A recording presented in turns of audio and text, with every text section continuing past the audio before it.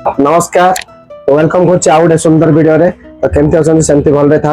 आज गोटे इंडिया सब लाटेस्ट कम प्राइस रे फोन गोटे नुआ मॉडल लॉन्च हो पोको C85X सब बेस्ट प्राइस इंडिया रे सब सस्ता रे फोन बोले पोको C85X मार्केट पूरा हलचल कर पूरा हाईलाइट कर फोन जो भाई ने चाहते तो निहाती आम स्टोर तो विजिट करूँ स्टोर स्टॉक अवेलेबल अच्छी आउ प्राइस बहुत कम प्राइस रहा 10,999 टंका 11,999 देकरी आप फोन परचेस करेंगे आर फीचर स्पेसिफिकेशन खासियत मुझे कहना चाहिए बैटेरी आप पाइबे 6300 mAh बैटेरी पाइबे सहित आप पाइबे 15 वाट चार्जर पाइबे